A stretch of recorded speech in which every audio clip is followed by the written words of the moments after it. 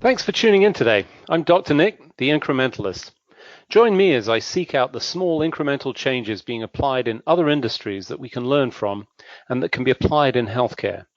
Can these changes bring immediate value, but also add up to the big improvements and revolution we need in healthcare? Come along with me to explore the possibilities. My innovative guests from around the globe have used small incremental improvements to achieve their moonshot. And today I'm delighted to be joined by Miles Romney. He is the CTO and founder of eVisits. Miles, thanks for joining me today. Absolutely. My pleasure to be here. I'm kind of excited about this. This is a unique position for me. I'm pretty sure that I don't have anybody in my connection or network that I can say is from the Broadway musical industry, or indeed, in your case, has won a Tony Award. That's pretty incredible, but you're still linked to medicine. Tell us a little bit about your journey, because it's entirely unique and I think entirely relevant as well. Oh, absolutely. It's diversity is the spice of life. I've lived by that mantra since I was very young. I had my first full-time programming gig when I was 13. I got started in healthcare when I was very young, wrote the first electronic health record system for wireless mobile devices in clinic. We sold that to Blue Cross Blue Shield. Then I continued along the technology track and went into security, specifically built out secured document and data transmission and storage methodologies to answer what were in those days the new HIPAA requirements. And then got specifically into video and audio where security were concerned, and architected packet streaming encryption systems for video and audio over the web. Simultaneously, though, I have an artist's temperament. I've always been in love with music and performing and film. So I got a degree in vocal performance and did master's work in that area as well, and have sung as an opera singer on 4 continents. And then from an investment standpoint, really wanted to be involved with Broadway. And it became clear that the best way to do that, from my perspective, was really to be the one writing the checks. That insight came from a longtime dear friend of mine, Phil Kenny. The really inspiration for the group that we've built, 42nd Club, was his. And we've gone about then just building up a network of investors that we have then put into Broadway shows as investors, the idea being that to diversify their investments. So rather than putting $500,000 into a single show, all your eggs in one basket, being able to diversify that across a number of shows and end up doing better in the end. So that really is where the Broadway tie-in has come in. But 42nd Club has grown to be one of the most prolific producers on Broadway. We've had over a dozen Tony wins and over 50 nominations. So it's that has been a lot of fun, but it's technology has continued to be really my bread and butter, where I'm applying most of my creativity. Though then I did go into the entertainment industry with it for about 15 years and worked very heavily in video and audio in the entertainment area, built out the consumer streaming systems for ESPN and Electronic Arts and Blizzard Entertainment, DirecTV, a number of others. Built and sold a couple of media companies, an animation studio, ran a film distributor, all, however, with a strong technical component to them. And got to a point, though, when, as much as I'm in love with what entertainment does, I believe that maybe the biggest thing that sets us apart from other animals is our storytelling, that our stories are central to what we are, who we are as human beings.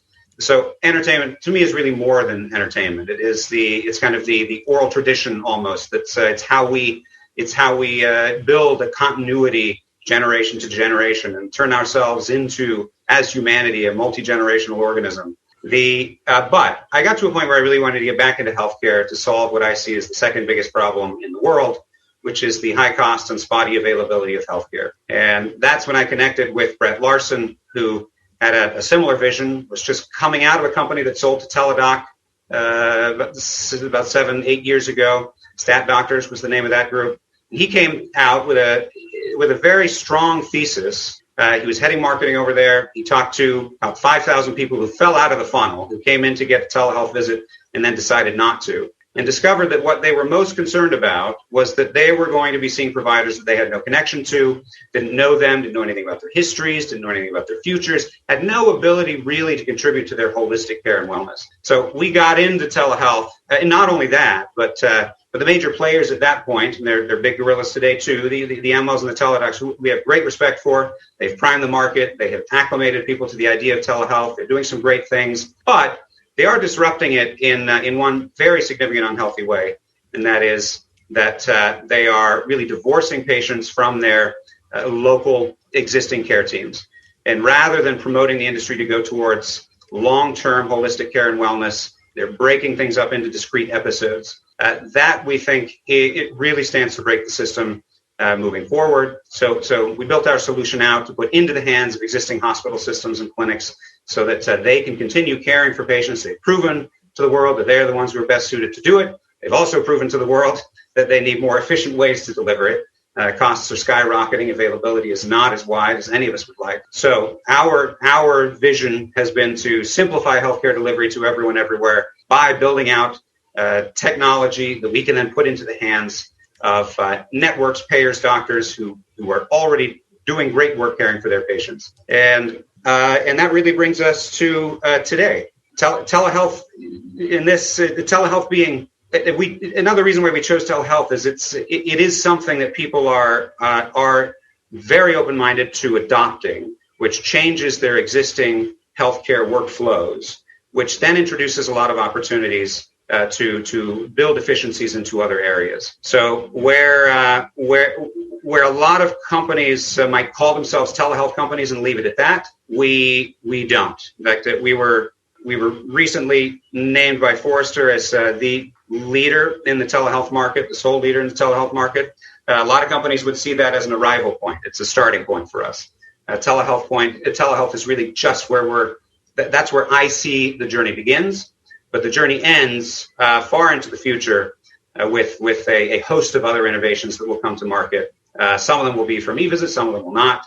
And this is, in fact, what I really love about your podcast is that you highlight technical areas, some of which in healthcare, some of which are not, and which don't tend to be eureka epiphanies in and of themselves. It's small innovations building on small innovations, which add up to something much, much bigger.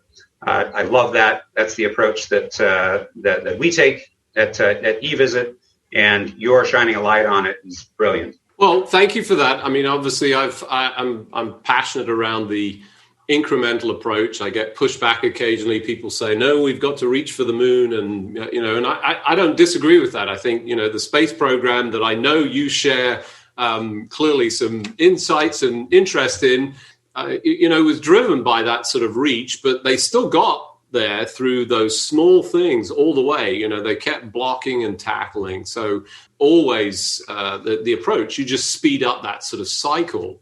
I want to go back to the telehealth comment that you made and just get your thoughts around this. So I would have said, and I felt like I was saying this for an extended period of time, telehealth was 2 years away for the last 10 years and still is. But I think that's changed, and I'm curious to know if you feel the same, that the pandemic, COVID-19 has been it's certainly been an inflection point, but is it a permanent one? Do you think there's a real flexing towards acceptance and a shift away? Or are we going to go, all right, that's all over, let's go back to the old way of doing things? Yeah, that is a great question. It's a question that's on a lot of people's minds right now. I can say that the data indicates that it's here to stay. Certainly, around April of last year, we saw the biggest spike. Our utilization almost overnight was up 12x. It didn't hang out there. It dropped from 12x down to about 8x, but then it has continued to incrementally climb from there to a point where we're actually projecting, even with only a modest growth over Q1's numbers from this year, we're projecting that we'll double the number of encounters with patients this year that we had last year, even coming out of COVID. One of the advantages to and I hate to, I love to lie, I'm an incurable optimist. I like to find silver linings. The pandemic clearly has been a tragedy on a number of fronts, and it's a huge difficulty for the United States and everyone around the world. But as pandemics go, looking at it from a historical standpoint, a very, very small number of people, measured by percentage of the population, have been impacted. And it's been a particular mercy where children are concerned. We've had over 500,000 deaths in the United States owing to COVID. Under 300 children have died. So that has been a mercy. This has given us all an opportunity, in my mind, to kind of have a dry run, to look at what it takes to be healthier in the future, to be prepared for this kind of a pandemic. And I am an optimist, but I also recognize that there's an increasing number of biotech labs around the world. DIY biotech tech is becoming a thing. Engineered biohazards are absolutely going to be a major challenge of the next century. And something like this COVID pandemic has taught us now the protocols that need to be in place in order to deal with this kind of thing, so that when something far deadlier comes along, which of course we hope it won't, but if it does, we're now far better prepared to deal with it. And hospital systems and patients alike have now they have a taste for remote interactions across the board. Many people are predicting that business travel is going to be way down, that we're going to be interacting remotely now over video conference much more than we were before. On the healthcare side, it's not unusual at all to see patients going to the press when they call their doctor and are told that they can't have a telehealth visit. And doctors actually take heat for not offering that as a service. We also have a lot of hospital systems who adopted temporary solutions that were very quick to deploy. The web conferencing solutions, which are great at what they do, the Zooms and the Google Meets and the Microsoft Teams. But video conferencing is to what a company like eVisit does as a park bench is to a hospital. Sure, you can choose to have a conversation with a patient under God's blue sky with grass and trees and birds singing around you.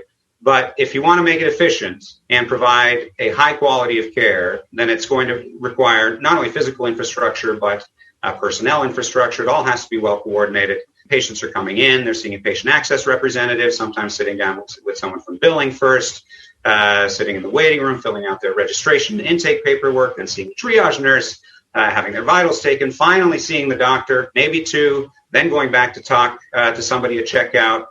Sometimes on to get labs after that. So it's that entire continuum that is so important when we talk about the idea of telehealth and virtual care. And what really sets it apart from video conferencing. The value that telehealth brings is only in very small part in the actual video interaction that happens. Most of the value comes before and after that video interaction. So in short, and I might just highlight one case study, and this was before COVID even, but it demonstrates the kinds of gains in efficiency that people are finding as a result of adopting telehealth, which, because of COVID, they have had a very, very compelling incentive to do so. So they're starting to realize some of those benefits. There's a client of ours, a clinic outside of Detroit. We've got 30 primary care providers. They almost immediately upon adopting our solution, they were seeing close to 1,000 visits per month, and that carried on even today. 2 years later, they're doing even more than that volume. But the specific workflow that we recommended for them to take was to shift all of their follow-up visits for prescription refills to virtual visits. They've got patients who are taking Schedule II drugs like Adderall and Ritalin, and the state of Michigan requires that they have monthly follow-ups. Those follow-ups weren't always happening, which means that they weren't fully compliant and meant that the patients weren't getting the care at a level that they really needed. And in some cases, their prescriptions were being delayed.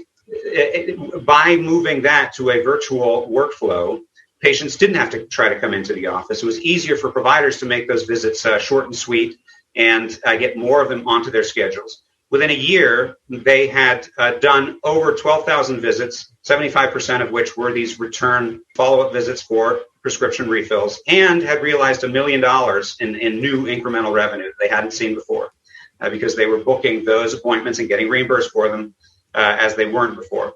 So COVID has allowed everybody to experience some of that there are so many encounters that just do not need to be face-to-face. In fact, it's safer for them not to be face-to-face. If patients can do it remotely, not come in and be at risk of getting sick. So for those of you just joining, I'm Dr. Nick, the Incrementalist, and today I'm talking to Miles Romney. He's the CTO and founder of eVisit. We were just talking about the sort of opportunities that came about as a result of, the challenging pandemic that sort of swept over the world. I think you're entirely right. I always try and find that silver lining throughout. And again, it's a inflection point and a springboard moment in my mind to sort of allow us to expand out into these new areas.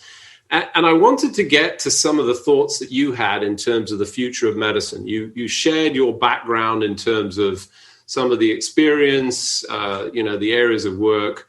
Tell us a little bit about what you see and where things are going, or where they should go, let's say, not where they're going currently, but where they have the opportunity to go from a healthcare standpoint, particularly in the medical or the virtual healthcare setting. And this, I am a futurist. I love to paint the future by looking at current trends, what's in danger of happening if they continue, and what can happen if the good ones continue and are really built upon. I'm also an optimist, so I like to focus on the positive ones, but I also like to convince people that the positive ones are positive. There is a lot of negativity floating around. So sometimes when I paint a beautiful future, I get some pushback from people who view the present very pessimistically, and so they wonder how we can get from here to a big bright tomorrow. So I like to just highlight some things that people don't realize, that by 2100, yes, population is growing. We're projected to have over 10 billion people on the planet Earth. But if you look at what has just happened in the last 200 years, life expectancy almost worldwide has doubled, gone from 40 years up to over 80. The crop yields have more than tripled for some staple crops. It's estimated that over the next 30 some odd years, an area the size of India will be returned to nature because of worldwide improvements in agricultural techniques. Literacy, if you look at literacy today versus literacy in 1800, it's been a complete swap. That in 1800, there was 90% illiteracy. Today, there's nearly 90% literacy worldwide. But then comparing that to the number of hours on average that we're working, which is half as many. So and the beautiful thing about innovation as compared to population is it actually increases per capita as population increases. So the more people we have on the planet Earth, the more innovation we have, the more beautiful technologies, innovations in workflows, lifestyles, travel come about. Which means that we're actually using, not only per capita in many countries, we're using less energy and fewer natural resources than we were 50 years ago. But in countries like Britain, where they've seen something on the order of a 30% population increase over the last couple of decades, they're actually seeing something on the order of a 10% decrease in aggregate energy usage across the entire country. So like I say, I like to set the stage with everything that's going right in the world. That we have more peace, more freedom, more prosperity, more education, more longevity, higher energy efficiency, and a higher quality of life than any other time in history. It is the greatest time in the history of the world to be alive. And before you go on, I want to say I agree with you, but if you listen to the news, you'd think that wasn't true, right? That's right. That's right, exactly. And the biggest problem, and we got, problems, we got growing debt, growing cost of healthcare, growing cost of education, growing urban crowding, growing transportation costs, increased environmental strain. But the biggest problem I identify is growing expectations. That expectations today are set so high that even though we have so much going for us, we all expect it to be trouble-free. So that's something that we've got to deal with. But healthcare and virtual care is in such a brilliant position to be able to leverage the world's greatest assets against its most dangerous liabilities. And that's where my vision for the future in 2050 comes in. I fully expect that most everyone, if you don't have one in your own bathroom, you're going to be able to access one at work or at the YMCA or any number of other places. Many people are going to be able to just walk into their bathroom, step into the shower. You're going to hear the hum of something like a full body CT scan or MRI technology that's non-invasive, which measures the state of your body right there while you're standing. You'll feel the soft nudge of a few instruments that are gathering other vitals and measuring your blood chemistry. And then, based on your blood chemistry, synthesized right there on the spot, will be a customized cocktail that gets injected via painless transdermal infuser of your vitamins and your antioxidants and your beta blockers and your TNF inhibitors and your relaxants, anything else that you need that is tailored specifically for you that in that moment. Then all of that gets passed into machine learning models that then evaluate your health, track your status towards your long-term health care and wellness goals, and then pass that information on to vetting and review by flesh and blood doctors that are local. And from there, you're in a beautiful position to essentially outsource your healthcare almost entirely. And your body can be as well tuned as a Ferrari. The one aspect of that we really like to emphasize, I like to emphasize personally, we like to emphasize at eVisit, is that this is actually non-threatening to doctors. Doctors are an important class of knowledge workers. We see, though we are, the whole industry is looking at ways to make healthcare workflows more efficient with machine learning, AI. What we don't see replacing anytime soon, even by 2030, is doctors. That they are going to continue to be essential to patients and their care teams. So all these tools that are being built are beautiful and set us up for a bright future. But we're going to need to still rely upon the expertise of a lot of people who are already working in healthcare today. Yeah, I think you're absolutely spot on. The enormous potential of the technological innovation. And, I bristle a little bit when we talk artificial intelligence because it implies that replacement. It's more augmentation and the capabilities that sort of replace the things that we don't need to do, to your point of some of the other examples where you fill in the gaps, but allow people to sort of spend the time. I think is extraordinary. And some of the innovations that I've seen start to lend towards that. I mean, we've seen, in the case of waste, sampling of waste that is, suddenly people are much more interested in thanks to COVID, but, it's not a new process. We look for metabolites and the excretions that can start to give us indicators. We know they exist. I mean, there are dogs that can detect cancer. I've just had this discussion recently, a cat that can detect somebody that's going to die, very famous in a home. They're finding signals. We need to understand those signals. I think very exciting. So we've got a minute left. Describe your future, the ideal future as you see it. It will involve two really critical elements. One, the biggest problem that I see in the world. I mentioned the second biggest problem. The biggest problem in the world is clean and renewable energy. With that, we can solve so many other problems. Transportation gets solved.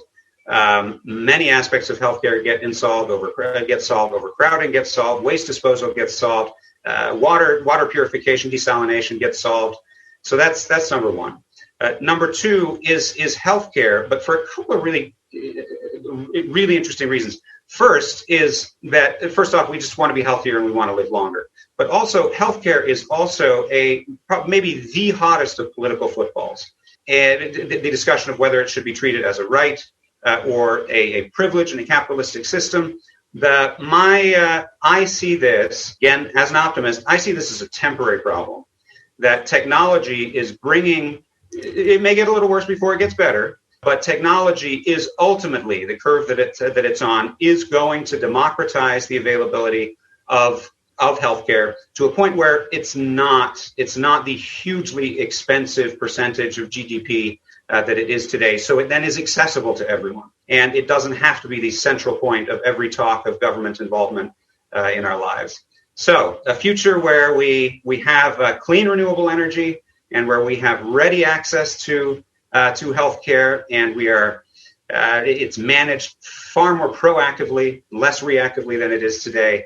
And just the change of those two things will mean that we have so much more room, so much more time, and hopefully an opportunity to mend some of the bridges that we've burned over the last decade from a social standpoint. Fantastic. Unfortunately, as usual, we've run out of time.